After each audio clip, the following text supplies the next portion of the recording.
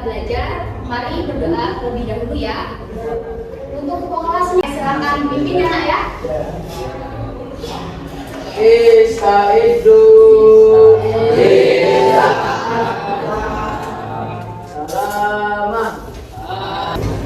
Hari ini siapa yang tidak hadir? Hadir semua. Ada. Siapa? Ada saya. Berarti ada dua satu aja yang nggak berangkat. Ya. Iya. Pada pertemuan sebelumnya sih, kalian masih ingat belajar tentang apa? Nabi. Masih ingat sifat-sifat Rasul apa saja? Apa saja itu? Sebutkan. Sidik artinya apa? Benar. Benar atau jujur ya. Lalu amanah apa? Amanah apa? Kalau tabligh apa sebelah sini? Oke, good. Lalu pada hari ini kita akan belajar materi husnuzon yang akan menuju bahagia. Tujuan pembelajaran kali ini, setelah mengikuti proses pembelajaran, peserta didik diharapkan dapat memahami dan mendefinisikan pengertian husnuzon, lalu dapat mengambil hikmahnya dan mampu untuk menerapkan dalam kehidupan sehari-hari. Paham? Siapa di sini yang udah tahu apa itu husnuzon?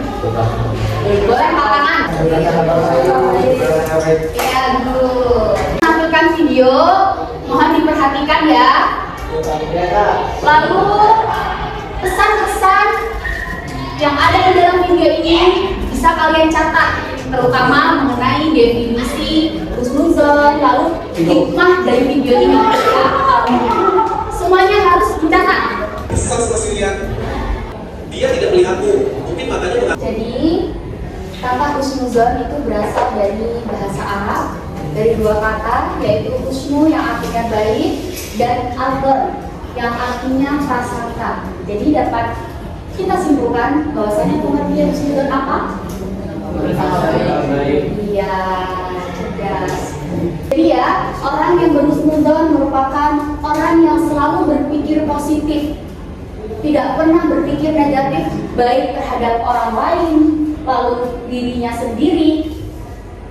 Kita harus menanamkan nilai-nilai husnuzon dalam diri kita.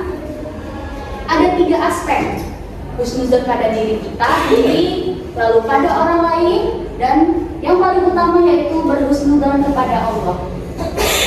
Ada yang mau mencontohkan jika berhusnuzon kepada orang lain seperti apa?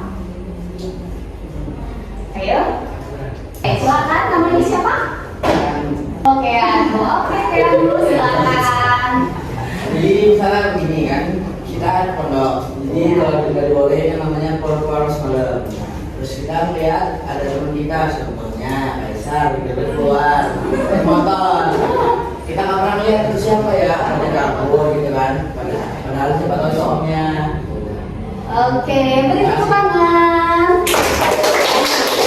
Jadi ini termasuk salah satu contoh husnuzon kepada orang lain.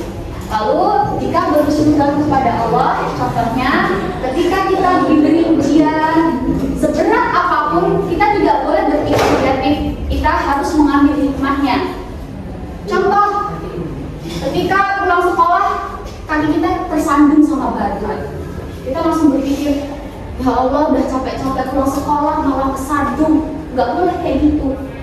Kita harus ambil hikmahnya, bahwasanya kita harus lebih berhati-hati ketika jalan.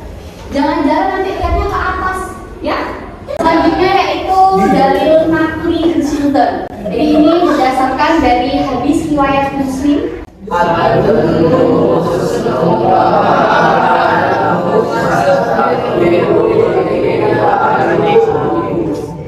Artinya berbaik sangkalah kepada saudaramu, dan jika ada kesalahan, minta ampunlah untuk mereka.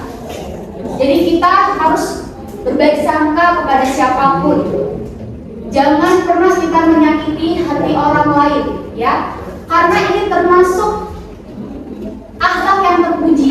Kita sebagai seorang muslim harus menerapkan ini dalam kehidupan sehari-hari kita. Paham? Ya. Maksudnya dalil nakli. Dalil nakli berarti dalil yang bersumber dari Al-Quran atau hadis. Hikmah berhusnudzon. Yang pertama yaitu dapat mendatangkan ketenangan hati dan jiwa. Karena jika kita berpikir negatif, maka hati kita tidak pernah merasa tenang. Kesehatan mental kita terganggu, apalagi banyak iri kepada orang lain. Hidup kita tidak akan tenang. Lalu yang kedua dapat membangun hubungan yang harmonis dengan orang lain. Contohnya, ketika kita punya teman yang sukanya suuzon terus, apa? Suuzon, oh dosa sekali, karena kita berprasangka buruk kepada orang lain. Apalagi belum tahu kebenarannya kok sudah berpikir yang negatif, tidak boleh. Dengan kita berhusnudzon ya, dapat meningkatkan ketakwaan kita kepada Allah. Nah, kita sudah belajar ya tentang husnudzon dan kalian sudah menonton. Nafi, ayo cabut aku Nafi, caku sudah full, cepetan. Ibu akan bagi kelompok ya. 5 Kak. Boleh 5. Silakan terbuka dengan teman-teman kalian, diskusikan bersama tentang husnudzon ya, yang ada di video tadi, hikmahnya apa yang dapat kalian ambil, lalu terutama tentang pengertian husnudzon ya, dan berikan salah satu contohnya. Silakan terbuka bersama kelompoknya, nanti presentasi silakan dikerjakan. Kan sudah sini, udah ya. Kelompok ini yang maju nomor 3.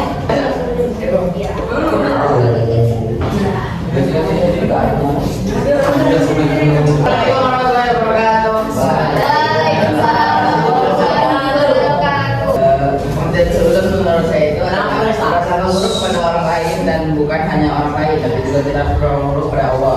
Karena prasangka buruk kepada Allah itu banyak yang belum tahu, jadi saya akan memberikan salah satu contohnya. Yaitu ketika kita dikasih ujian sama Allah yaitu sakit. Ketika memberi kita sakit, jangan malah kita mengira Allah itu tidak sayang kepada kita. Tapi dengan cara sakit itulah Allah menghapus dosa kita. Hikmah yang kita dapat ambil adalah dalam berhusnudzon adalah mendatangkan ketenangan hati, jiwa dan raga, memberikan first impression yang baik, membuat hubungan yang lebih ruang. Sekian, assalamualaikum warahmatullahi wabarakatuh.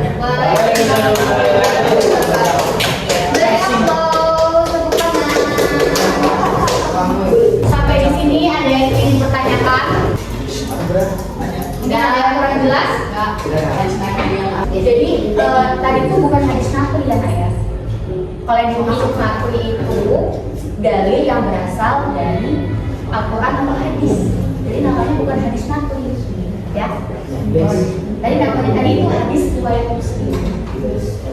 Paham? Ada yang mau menyimpulkan pembelajaran kita hari ini? Jadi ya, kesimpulan pembelajaran pada hari ini, husnudzon merupakan berprasangka baik pada dari diri kita sendiri, orang lain, maupun pada Allah. Lawan kata dari husnudzon yaitu suuzon atau berprasangka buruk. Semoga pembelajaran kita pada hari ini menambah wawasan kita semua tentang husnudzon, dan kita semua mampu untuk menerapkan serta mengaplikasikan dalam kehidupan kita sehari-hari. Dan kalian jangan lupa ya, untuk tugasnya silakan dihafalkan Quran surat Al-Hujurat ayat 12.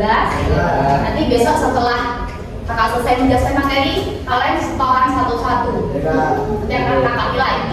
Kakak akhiri, wassalamualaikum warahmatullahi wabarakatuh.